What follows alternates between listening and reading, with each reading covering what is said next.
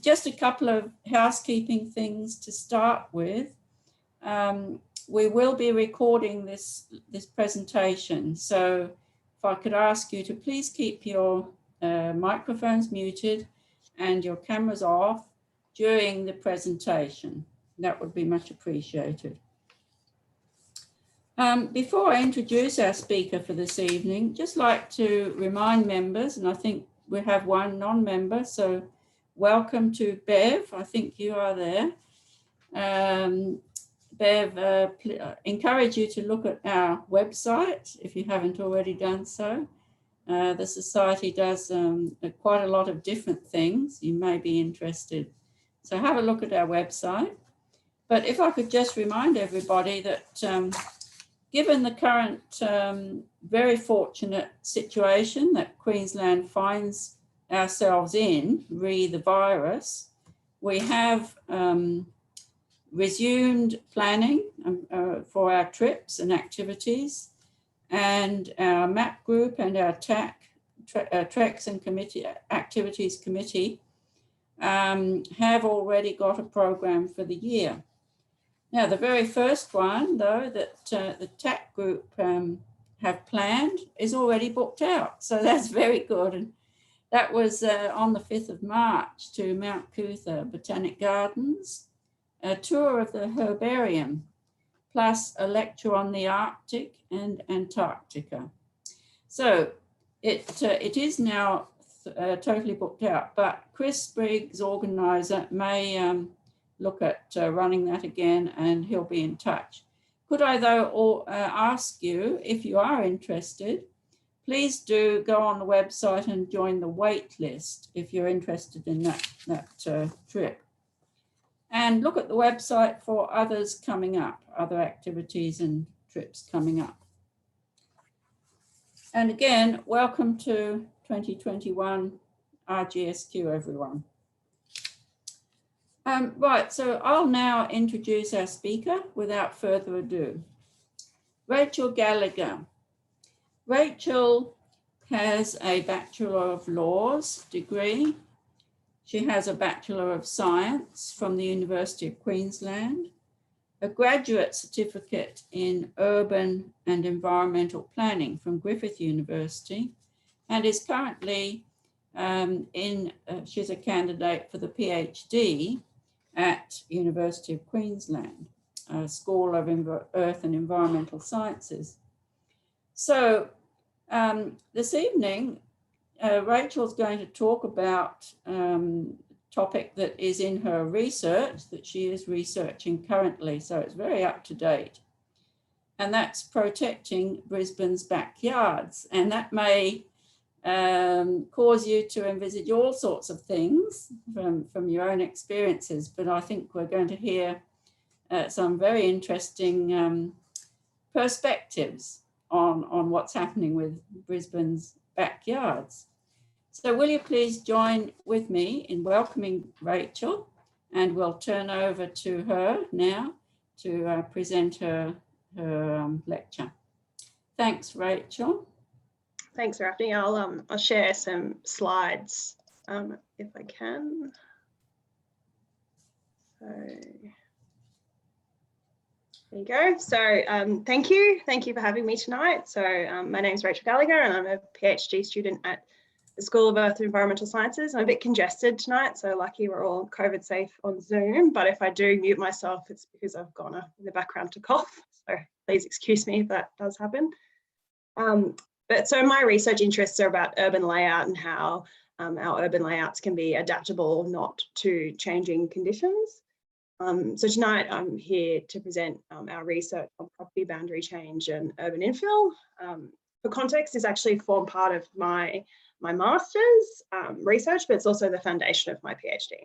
So just the second slides, that's the three publications that I got out of this research. So one was about overarching how property boundaries change to facilitate urban infill, and I'll kind of explain all those phrases and terms as I go on. But the two major results were backyard subdivisions and amalgamations, or merging of two or more lots for higher density development. And so I'll talk about both of these. it's in the context of urban consolidation policy. So urban consolidation is a state government policy that's been around for about 30 years that we have to contain new growth to within the existing urban footprint. So the promised benefits of consolidation are more housing diversity. So that's supposed to improve affordability as well, different housing types for different household compositions. Lower commute times because people don't have to travel as far, and also protecting our natural and rural areas. So how is this supposed to be achieved in Southeast Queensland or in Brisbane specifically? It's kind of through two planning mechanisms.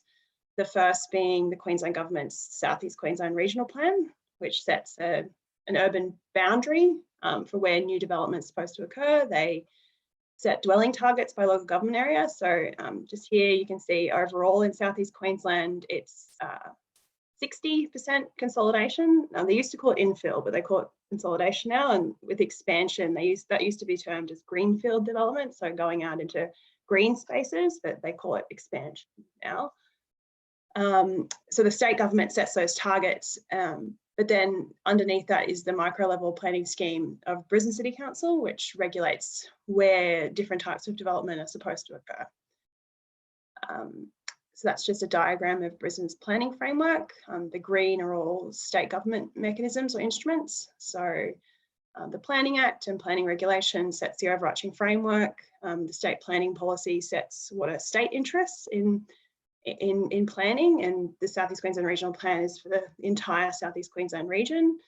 And then underneath that, the blue is the Brisbane City Council city plan, and then development assessment, which is when you actually approve or refuse development applications.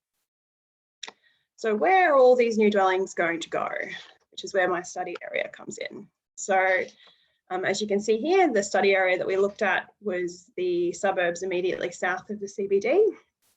You can see on this map, the light yellow is the urban footprint as defined by the Southeast Queensland Regional Plan. So you've got yellow at the top, which is Sunshine Coast, and Gold Coast in the south, and Redlands, Logan, Ipswich, the urban extent of Toowoomba, Moreton Bay Regional Council in the north. And then the big orange is Brisbane, and then the study area, my study area, is in the middle. So why did we choose this area? Because it's a major target for infill development. So we hope to see more examples of what we were looking for, which was property boundary change for infill. We hope to see more of it in the suburbs. So all residential lots in this study area are zoned for some kind of infill development of different scales. We chose it because Kangaroo Point, Highgate Hill and West End are the most densest, the top 3 of the top 5 densest suburbs in Brisbane. And since 2011, Brisbane City Council's approved an average of 1,800 new dwellings in the study area each year. Not all dwelling approvals actually lead to construction, but if they did, that would account for 30% of Brisbane's infill target. So it's quite a substantial number of new dwellings. So how is densification achieved by Brisbane? Through land use zoning. So the Southeast Queensland Regional Plan tells Brisbane City Council that 94% of new development needs to be infill or consolidation, and they need an extra 188,000 new dwellings by between 2017 and 2041. So Brisbane decides through its land use zoning regime where these are going to go. So this is the study area. It's just a very typical land use zoning map. You can see the high density residential areas by the river. The lighter, the pink, is character residential infill. So that's infill that has to retain the pre-1946 house. You've got mixed use, which is orange. Yellow is special purpose. You've got the Mater Hospital Precinct, Dutton Park, you've got the cemetery, and then the PA. So there's no low density residential inside the study area. You can see the low density of Yeronga and St Lucia across the river though. So Brisbane City Council encourages densification through 3 methods. Sorry, I'm about to cough. It's through upzoning and through decreases to minimum lot sizes. So that allows for more dwellings in the same area, and height increases, which allows for greater buildings, greater height. So between 2000 and 2014, Brisbane City Council actually changed the definition of the high density zone. So they changed it from 10 stories to 15 stories, which increased the allowable height in those areas. So what's the problem with all of this? It assumes that there's land available for redevelopment. But previous research shows that property boundaries, once established, are really, really difficult to change. So this is a study that I really like. It's a study of North American, it's a very traditional kind of urban morphology study in geography. It shows, he did an analysis of CBDs in North America and Australia, and you can see by the differences just in Australian cities of their layouts, even though these cities were built within 50 years of each other. It's really different. Their layouts are all grids, but Adelaide has quite large blocks with square shaped lots. Brisbane has no through lots, they're all back to back. And existing lot sizes and shapes, they're not always suitable for new development types, or the development types that are envisioned in the planning documents. And once laid out, property boundaries are really difficult to alter, as you can see here.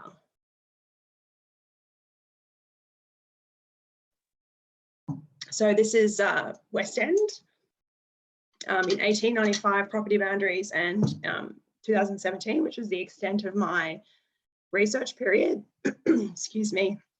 You can see here there were a few subdivisions, but it's really stayed the same over almost 150 years. So down here are actually their building outlines, so they're not actually property boundaries, and that I'll explain that as I get into my methods, because it's quite it made our research a little bit more confusing, or a little bit more difficult than we had hoped, but we got through it.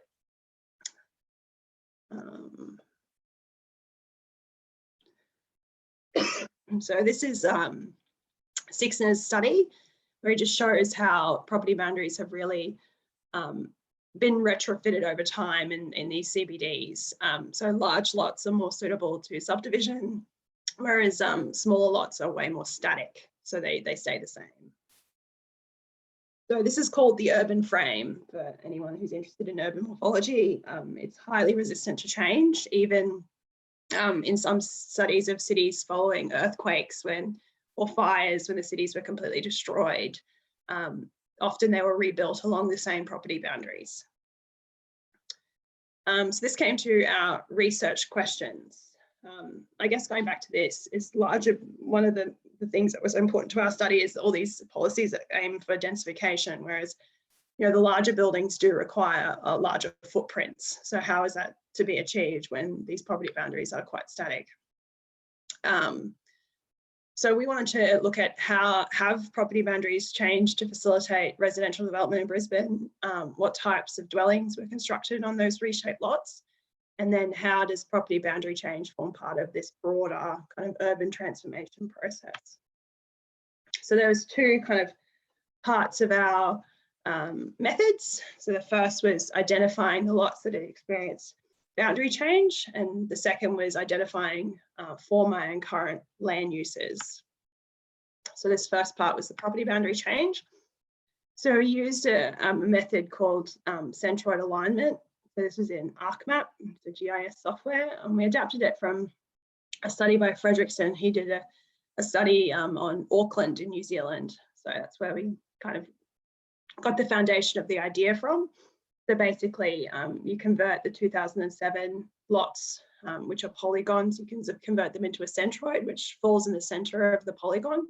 And then you overlay that with your 2017 polygons.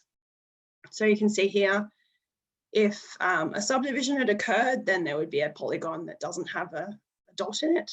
Whereas if amalgamations had occurred, you'd have 2 dots within, and reconfiguration was just anything else that the property boundaries had changed, but you it wasn't a clean-cut amalgamation or a subdivision.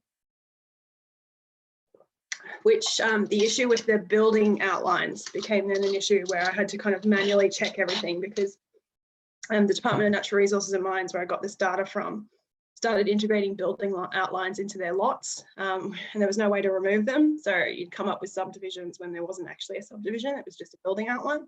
So that kind of further complicated what we thought was going to be quite a quick process, turned out to be a much longer one.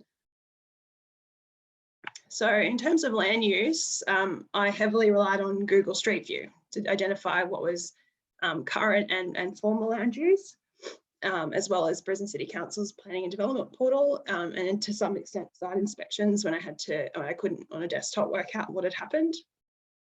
So this is Wilson Street in West End. People will be familiar with the West Village development, which is a conversion of the former Peter's ice cream factory in West End. And that's the quite dramatic changes that you can see over a period of 10 years on the same street.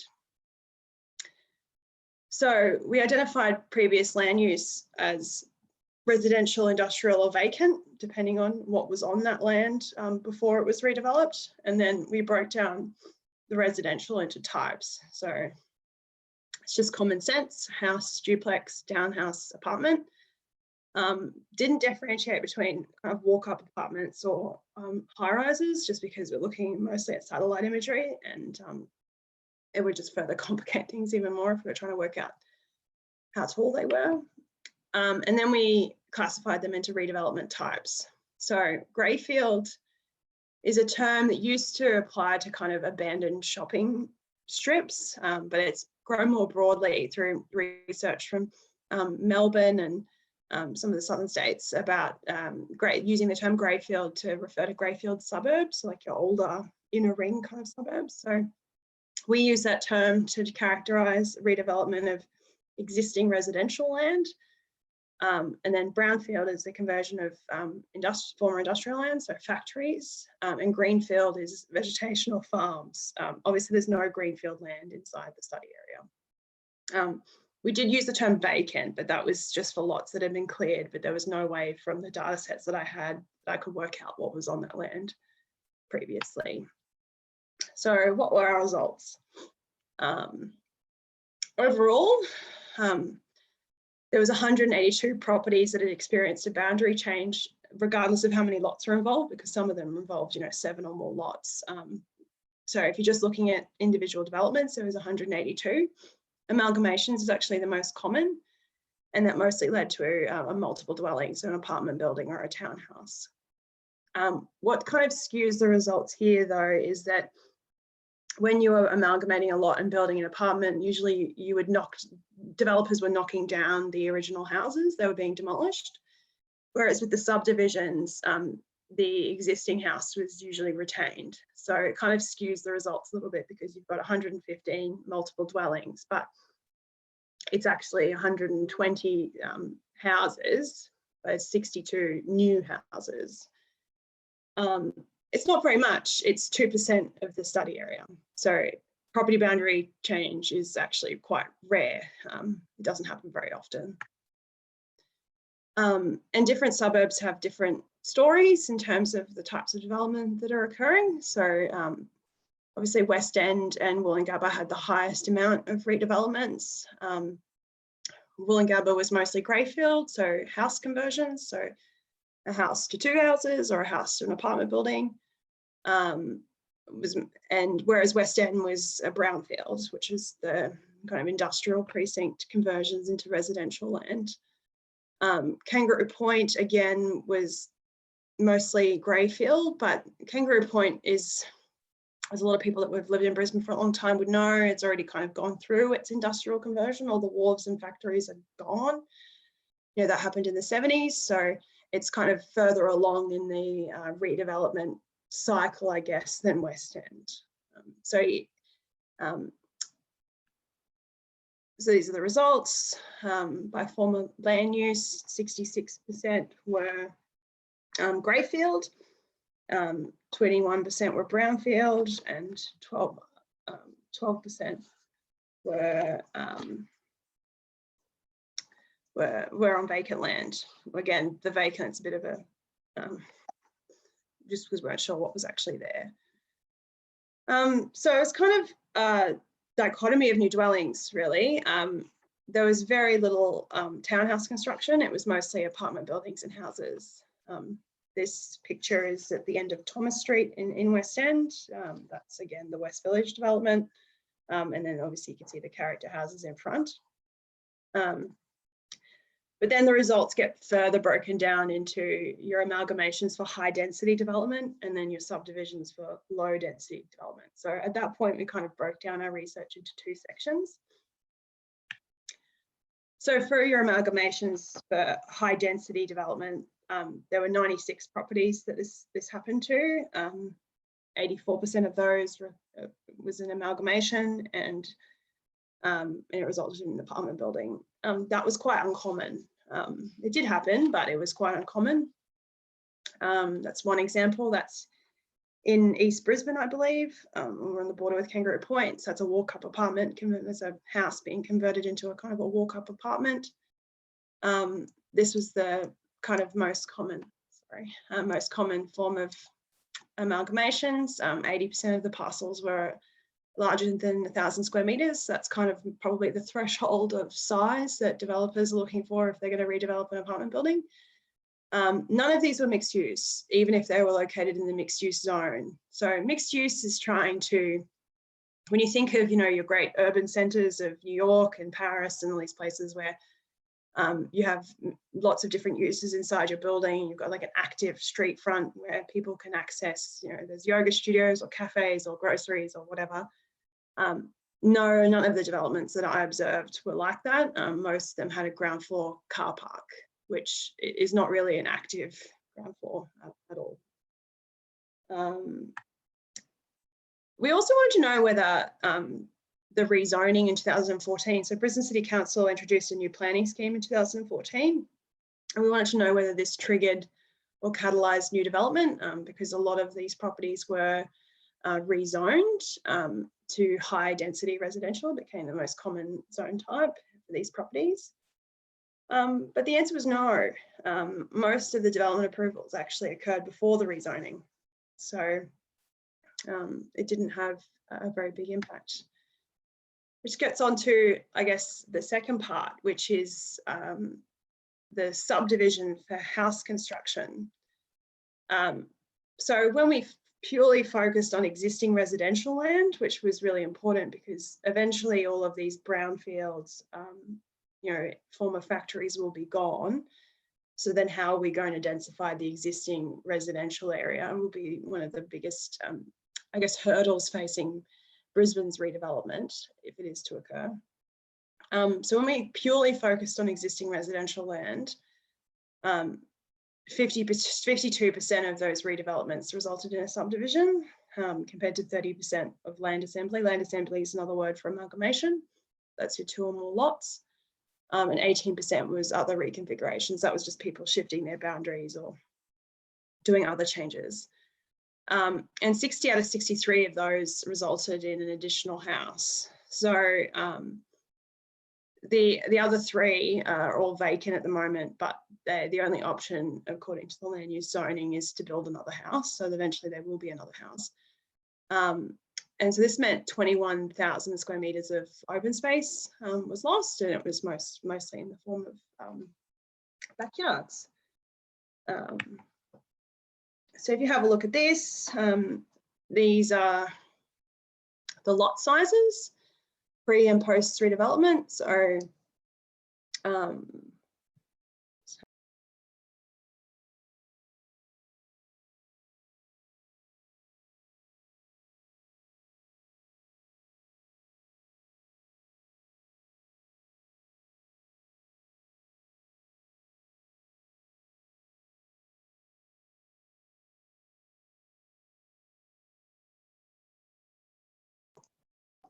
sorry about that. It's this pesky, horrible cough. So if you have a look at this, the average lot sizes post redevelopment reduced by almost half, by more than half actually. Sorry. And this resulted from Brisbane City Council actually changed its minimum lot sizes as well, and which allowed for densification through backyard subdivision. And the amalgamated lots were much larger, and the amount of dwelling units is particularly skewed just because there was 36 apartment buildings, but they each yielded on average of 59 new dwellings. So that was a substantial increase in dwellings just from the apartments. That kind of skews this dwelling unit count results. So why did this happen? Again, we come back to land use zoning. So developers are building what the planning scheme allows. If you look at this is character residential, so your only option is a redevelopment that retains the pre-1946 house and has to be of a similar scale to the existing house. And that's quite a substantial amount of the study area.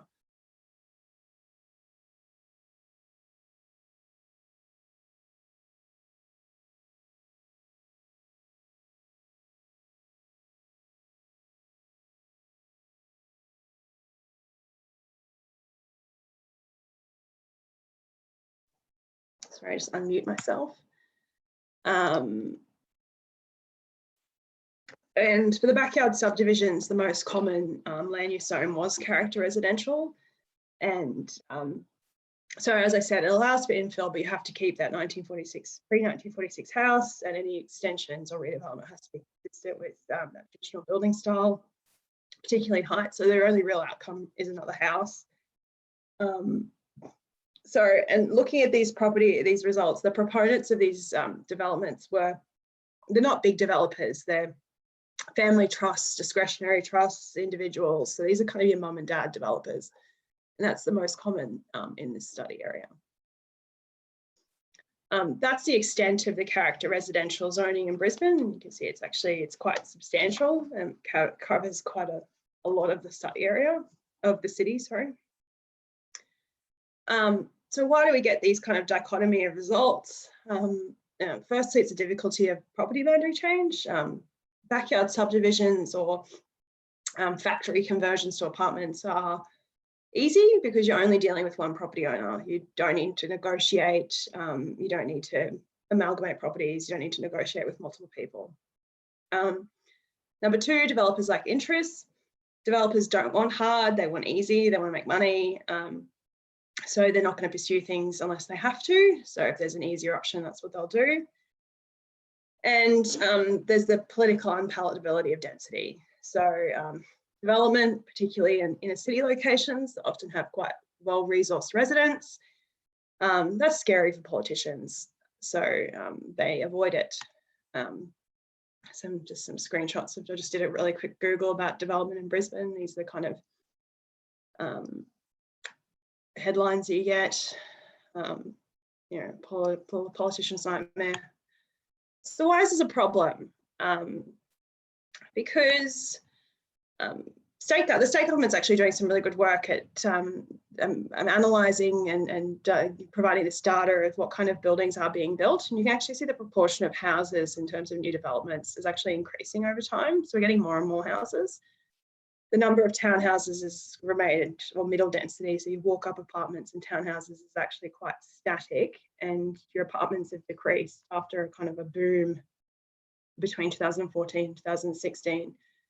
They've been on the decline. So the amount of houses is going up, and most houses are built in places like this. So this is a screenshot from Google. This is Yarrabilba. For those that don't know where Yarrabilba is, it's 50 kilometres south of the Brisbane CBD. And it used to look like this. This is actually the same picture, just further to the right. It's all cleared bushland. This is another example. This is Forest Lake. You can see on the left, this is Forest Lake in 2003. When it was kind of the last lots were being released for development. So this is the extent of Brisbane City Council area. So that's 2003.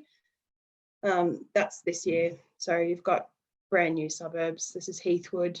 I'll go back and forward again so people can kind of look at the extent of that. This is all considered infill. So this is consolidation because this is within the existing urban footprint. So this is Brisbane City Council meeting its consolidation targets. So why is this a problem? Obviously, there's the ecological consequences of this and the loss of the market gardens and farmland. But also, there's some pretty serious social consequences of this. So Place Design Group, which is a planning firm, they did quite some interesting work when Brisbane City Council did its townhouse ban. So this is just kind of moving beyond my study and looking at the consequences now, but this is the proportion of people in Brisbane aged 55 to 64. And the reason why they looked at this group is because statistically speaking, they're a cohort that would be potentially looking to downsize in the next 10 years. So you can see that a lot of people of that age live in peripheral suburbs. And then they use this DORIS index, which stands for downsizer opportunity to remain in suburb. And it basically says that, you know, older residents that live in these suburbs, so suburbs like Wishart, Moggill, Ferny Grove, Deagon, Chelmer, all of the centenary suburbs, Geebung, Robertson, Bald Hills. People that live in those suburbs, if they want to downsize, more than likely they're going to have to move. They won't be able to remain in their suburb because there's only houses with backyards there. There's not an opportunity for them to downsize, and people will have to move. You know, people often look at being proximate to services and shops and stuff as being important and as we age, but research shows that, you know, it's your proximity to your family and friends and your social environment is actually just as important, if not more important. And you have to be uprooted just because you want to move to a smaller house or a smaller property. Yeah, it can have some really serious social consequences. And obviously it's not an issue for me now, but we all age. And I think future me is something that we should all be thinking about. And also for people who are younger, like I know I'd rather live in a townhouse that was close to where I work or study than you know, or being able to be close to public transport and then living 50 kilometres from my work and having to sit in my car for 2 hours a day. So after, you know, 30 years of consolidation policy in Brisbane, in southeast Queensland, greenfield development still forms the vast majority of new development. So in the State of Environment report in 2000, I think it overlapped with my studies, so it was about 2016, 2017, showed that in the greater Brisbane area, the areas of highest population growth were your Ripleys, your Springfields, all these kind of peripheral suburbs were the areas of highest population growth. And it is a real missed opportunity. Places like the Netherlands looked at moving away from car-orientated design in the 1970s, which means that you have these walk-up apartments that have got a variety of people of different household compositions and ages and demographics living in the same community with apartments to suit their needs, close to public transport and trees and green space, all located in their same community. So Brisbane again is forecast to need an additional 188,000 dwellings by 2041. Eventually we will run out of farmland within a commutable distance to the city, and we will run out of factories to convert. So, you know, what is next? I did want to, I guess, quickly touch on the townhouse ban, which did come up in my article as well. So, you know, reactive political decisions, you know, there was for those that aren't aware, Brisbane City Council, all councillors of all political parties voted to ban townhouses in low density residential areas. I think it was in 2019. So previously these developments, there was a bit of a loophole that allowed these developments if you could amalgamate a lot of 3,000 square metres or more. So you've got properties like this. So this is Ellen Grove on the border of Forest Lake, so in Brisbane City Council. Historically kind of a rural residential area with these townhouses, not particularly well located, but allowed under that. So there was a reactive political decision, but we also need to look, I guess, broader, because these are not the same thing. So the first picture that's in Yeronga. It's a townhouse next to a train station. Again, this is Heathwood in the southern suburbs of Brisbane, and that's townhouses that share a driveway with a petrol station.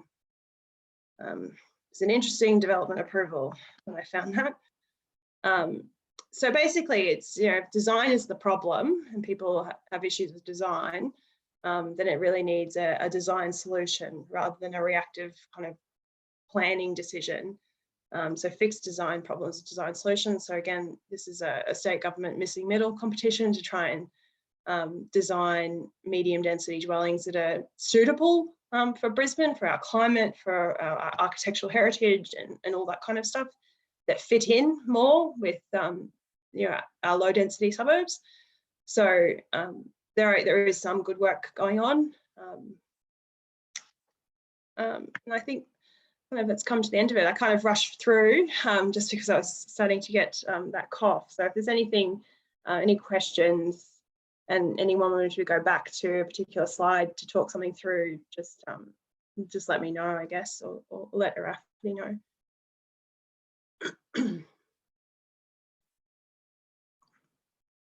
You're muted. Okay, that's okay now? Thanks so much, Rachel, for soldiering on with that cough too. That's I apologise. It's the joys of having a toddler that brings everything yeah, to daycare. So. But thank you so much for persevering for us tonight. Now, I think, do we have any questions? Please, if you have questions for Rachel, could you please type them into the chat facility on your screen? And everyone's now welcome to unmute if you've got a question, and video, show your video. So while people are thinking, Rachel, I might start the ball rolling by asking you a question. I think you've really touched on it already, but could you comment on any problems that you see with the relationship between the state government's policy, urban consolidation, and the Brisbane City Council as a local government actually implementing those policies and sort of aligning it with the zoning plan? Do you see problems coming up? Yes, I'll just share my screen again just to get that slide back on. So this is what Arafni's talking about. This is the framework, the planning framework to deliver urban consolidation. I guess it's not so much, I don't see it as a problem with state and local government generally. I think it's a problem with the political cycle. I think some of these issues need to be taken out of the 4-year or 3-year political cycle, and there needs to be kind of a long-term vision for this. Like, that's what planning is. It is a long-term vision. The South East Queensland Regional Plan, plans a 30-year period. But obviously politicians are looking at the next election. So things like a townhouse ban that looks really good, like the research is beyond the scope of my research, but other researchers, even from UQ, have looked at how urban consolidation is treated in the media. And it is almost positive politically to be anti-development. It's easier for people to comprehend if someone says, no, I'm against that, rather than saying, oh, I'm against that particular development, but I'm for, ones with greater setbacks and heights of this. Like, you need people to be, I guess, particularly engaged with the planning process to be able to understand how, like, planning is a complex kind of, when you're trying to interpret a planning code. Like, I've been a planner for a while and I still struggle. So for the average person, it can be quite difficult. But there are some councils, I think Brisbane City Council is trying its best you know, the townhouse ban was quite reactive, but as part of that, they have a condition that the planning minister put on that. By approving that townhouse ban, Brisbane City Council had to do a housing strategy, which will come out this year, which a lot of, you know, councils done a lot of work. It must have been a lot of work to analyse on a suburb by suburb level, like where all this development, where these 188,000 new dwellings are going to go. And I think people need to be able to envision that.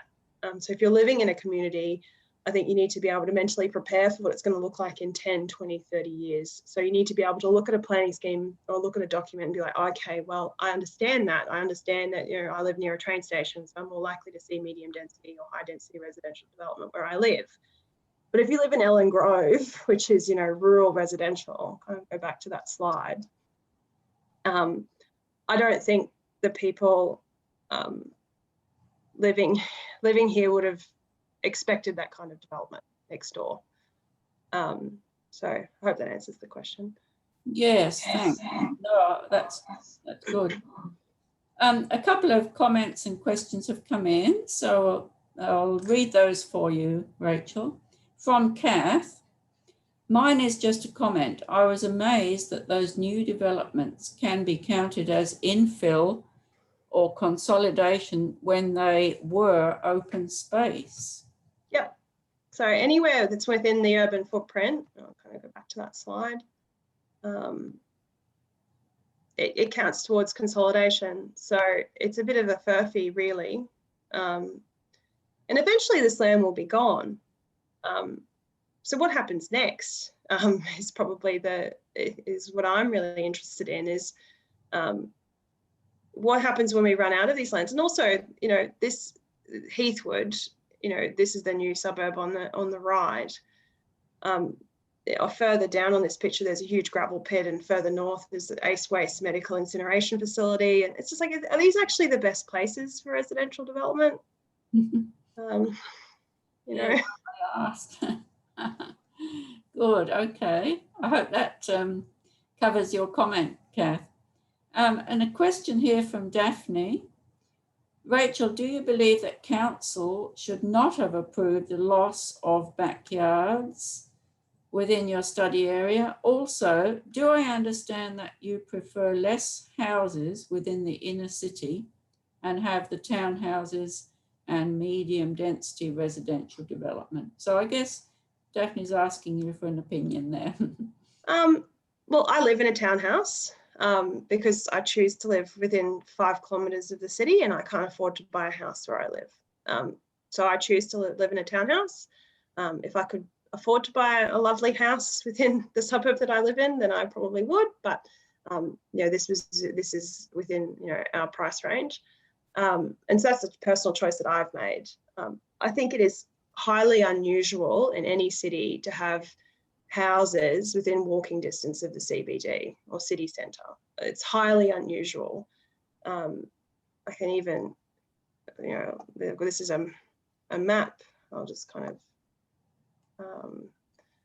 just going to stop share and then share again, because I'm just going to share my my map. So this is, you know, West End. If I can get it to, it's not quite doing it for me. No, well, you get the, I think it's highly unusual, but I think council and state government, I think policymakers decided 30 years ago to adopt this urban consolidation policy, which I think was the right decision. I think you need to consolidate growth. I think we have one of the most sprawling metropolises in the world. We live in the biggest houses. We live in, like Australians, I'm talking about Australians, live in the biggest houses in the most spread out cities almost in the world. And like the density of Los Angeles is 3 times as high as the density of Brisbane. So I think it was a right policy move, but when decision makers make that decision, I'm not sure that they've taken the people on the journey with them. And you know, we've got some, I'm not an urban designer, I'm not an architect, but we have some fantastic urban designers and architects that live in Brisbane that have been designing really beautiful, climate sensitive, architecturally sensitive house, you know, medium density walk-up apartments and townhouses. If we'd seen more of that instead of the cookie cutter estates or the cookie cutter townhouses, then perhaps people would have been more amenable to change, but maybe not. I think change is always hard, and it's always going to be hard. But I think predictability is important, and part of the, I guess, the loss of faith I think a lot of people have in the planning system is that they can't predict what's going to happen because of the way our planning system works. Like you can have a development, you think the area is zoned as 8 stories, and then you get developments that are 12 or 15. And I think that kind of breaks that faith, I guess. Thank you. Just quickly though, Daphne asked at the beginning, and I guess it's again an opinion of your own. Do you think that loss of backyards in the study area? Oh yeah. Do you think they should have approved those, or? Look. On balance, is it? On balance, I think backyards are. It's hard, right? So like, it's either you approve the loss of the backyard to densify, or you approve the loss of the character residential house to densify. Yeah, I don't think you can ask someone to choose that. I love Queenslanders, but if we'd had more foresight and a more, you know, in other countries, they're way more interventionist in their planning. So they, you know, if you look at European countries where the government's land bank and they decide what goes where, and they'll move houses and they'll you know, build apartment buildings, or they'll be way more interventionist than what Australian governments will probably ever be. So do I agree with the loss of backyards? No, not for more houses. I think that's a wasted opportunity, just because once that house is there, it's going to be there forever, or for a very, very long period of time. So you've kind of missed your opportunity to build something that retains that green space, but also allows the city to densify. And there are really sensitive architectural solutions to retaining those character houses, but doing other things to, you know, attached kind of townhouses on the side. And there was a really good one that recently happened about 2 or 3 years ago in Toowong. But the fact that there's only like individual developments that you can consider, I think is a real shame. There are ways of, I think, keeping both, but you've got to have people that are willing to do it, and developers that are willing to do it, because most of the time those big developers aren't. These are just mum and dads who are, you know, building a house in the backyard for a family member often. So, all for profit. No, thanks. Thanks for giving us your opinion on that one. We've now got a question from John. If we stay with the overall city size constraint, then we will need to change density frameworks, and parts of the character restrained areas will eventually need to change to a higher density solution. The Kelvin Grove Old House / QUT redevelopment area may be constructive. Is the QUT redevelopment area a good model, do you think? Do you know the Kelvin Grove area? Like the Kelvin Grove Urban Village. I'm reasonably familiar with it. I guess the urban villages that are centered around one industry being the university. I don't know that area particularly well, but I do know that it's completely dead over semester breaks. I don't know how the businesses survived over the course of the shutdown when there were no university students there. So I'm not particularly familiar with I've only kind of driven through it. But there are other developments, like there's, I think EDQ have a development. Let's see if I can get it up on my, it's like every development, you know, has its, I guess, pros and cons. I'm just trying to remember what it's called. What was that one supposed to be, one of the Todds? Yeah, there's one at Castledine, and I'm just, again, this one, just trying, what I'm going to do is I'm going to put it up on my, just get it on my computer and then show people on my screen. But they did a lot of kind of small lot housing around Castledine, and with like high amenity kind of streetscapes and stuff. I'll just kind of share my screen. Again, I'm not an urban designer either, so it's, you know, so this is the Castledine one. You've got kind of houses that footpaths. So Fitzgibbon. So you can see what I really like actually about kind of the urban morphology studies is that you can really see from the patterns of land development, the generation of the buildings. So like this is a kind of, you can tell this one's very early 90s, winding streets, no footpaths, houses on quite generous sized blocks, so no footpaths, very car orientated design. And then this is the more recent Fitzgibbon Chase, or Fitz, whatever it's called. So you've got your small lot housing, footpaths on both sides. You know, looking at both of these, I know which one I would prefer to probably live in. They're still a bit too far out for me, but you know, from an urban design perspective, and I don't know what the price points of these houses are, but I would assume that they're in the same kind of suburbs. I assume they'd be in a reasonably similar price point. So there are different things that people, you know, that planners and urban designers can do to make the suburbs, I guess, more livable and as they densify. Yep. Okay, thanks. I hope that answers John's query. Now we've got a question from Chris. I'm interested in keeping green spaces in the overall plan. There seems to be very little parkland in the new areas. That's true. They don't. And the thing is too, it's interesting, like people get all obsessed with the backyard, but I'll go back to that development in Heathwood. Or even a newer one. I'll bring it up on my screen and then I'll share it again. You look at places like Yarrabilba, which is brand new. I'll just share my screen again. Just always helps to kind of have a visual.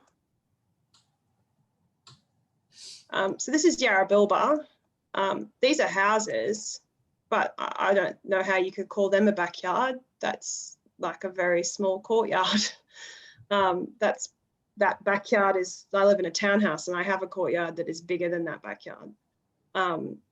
So I think, is it a marketing issue? Is it a, you know, Australian cultural thing about how we have to have houses, and our houses keep getting bigger?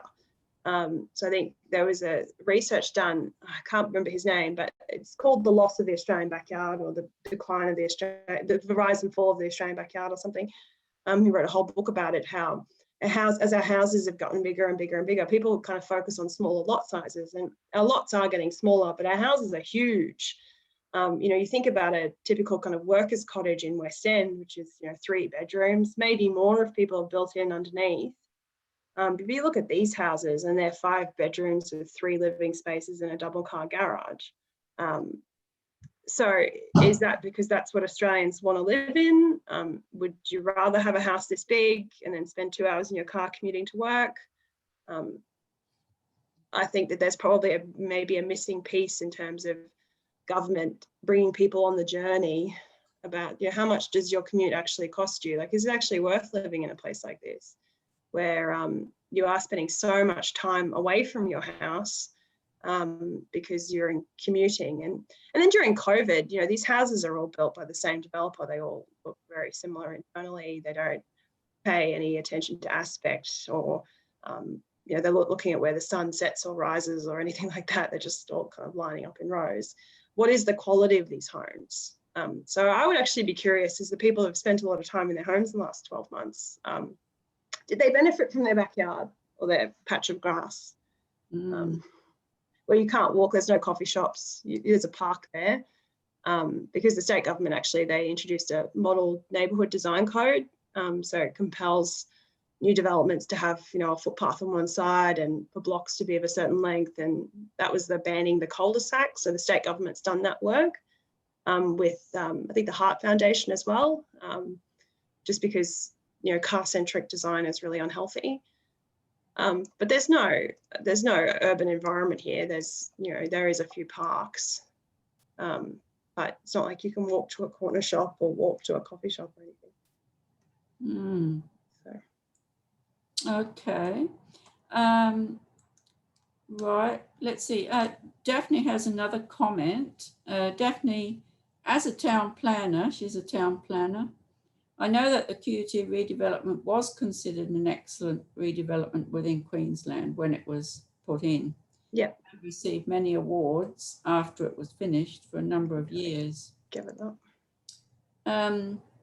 I actually heard, though, from a personal comment from me, that there were problems with the sort of mixed population in the area, in those units as well. There were some drug use going on, and, you know, it wasn't exactly ideal, but I guess there it is there. So I've got it up. That's the Common Grove. Grove one. Yeah.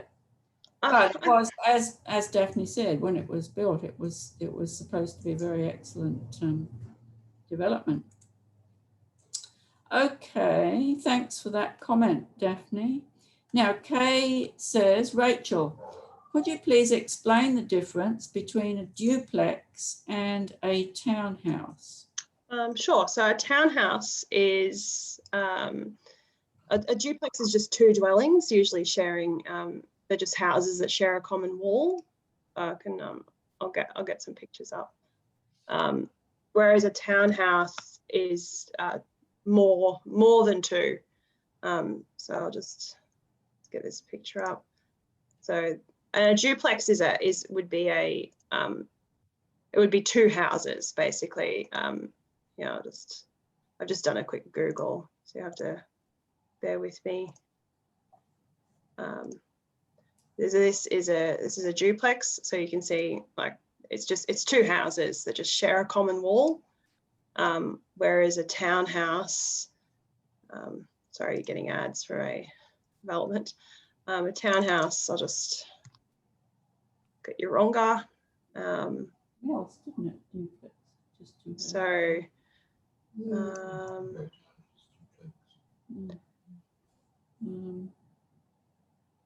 so just trying to pick an area that I know reasonably well.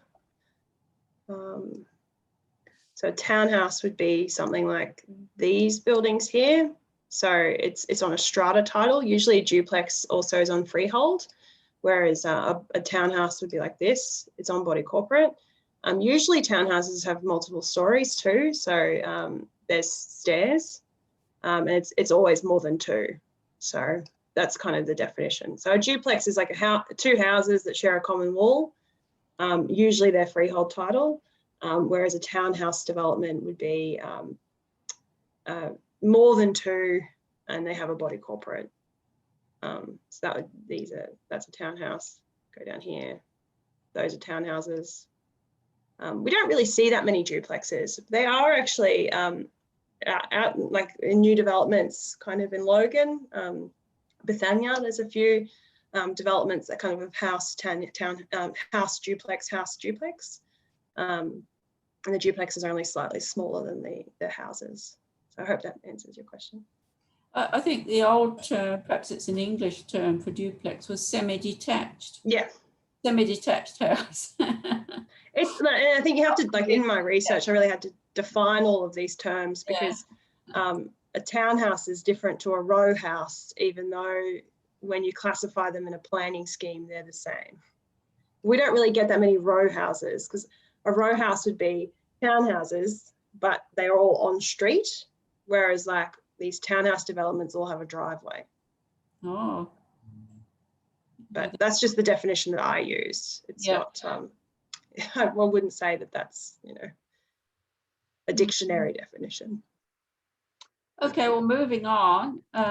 Neil comments, I have experience knowing Nunda, Wavell Heights.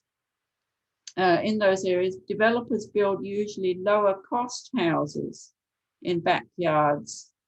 and that long term the area will go backwards because of the lower cost, I guess. That's the, I think Neil's meaning of the sort of socio-economic level of the area, if they build lower cost houses in an area. And I think there's a greater kind of existential question about that, right?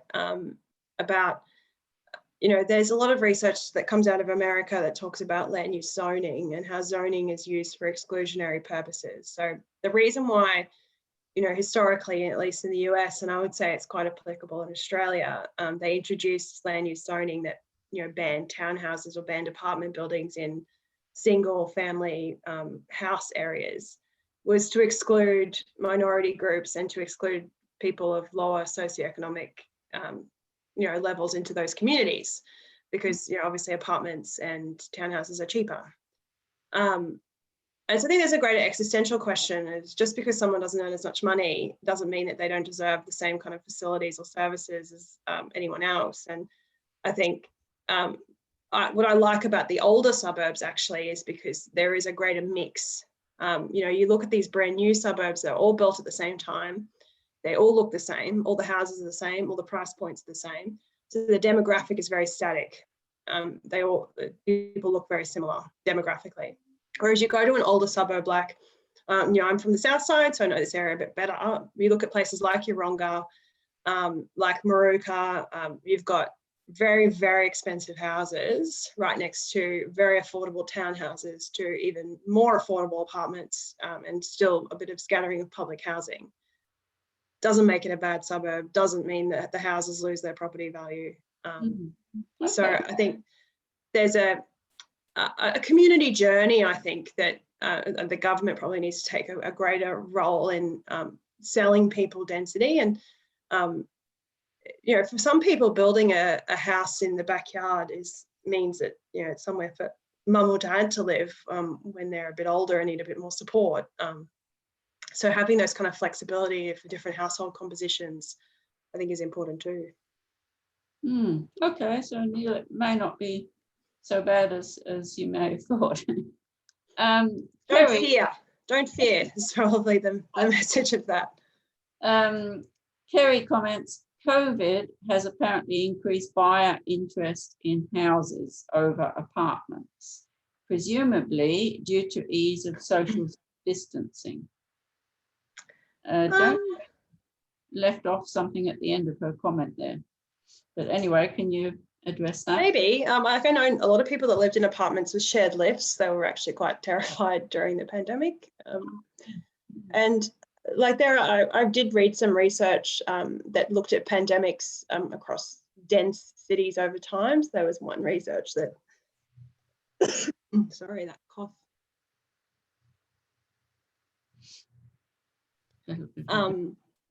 Research that looked at New York during the Spanish flu, and it bounces back. So people do get a bit afraid of density, and then it bounces back because they choose other things like amenity and services rather than the fear of kind of contagions. So it does actually bounce back. Yeah. Interesting implication of the pandemic on this area of density and so on. I think we might make the next one the last one, because I think we really do need to let you go and recover a bit from your talk with that cough. Thank you. Apologise. No, we're very fortunate that you've been able to continue. Kath, who lives on the Gold Coast, comments, you get some duplexes on the Gold Coast where one house is demolished and the planning allows for two dwellings on the one site. Yeah. Agree about mix. St. Lucia is like that. Plenty of very expensive housing, but lots of cheaper accommodation as well because of student population. So I guess it's a comment. Would you like to comment about Kath's comment? I think mix is important. And I think, you know, it also, there was some other research out of UQ that showed that if we just densified around existing railway lines, then that would be all the infill that Brisbane would need.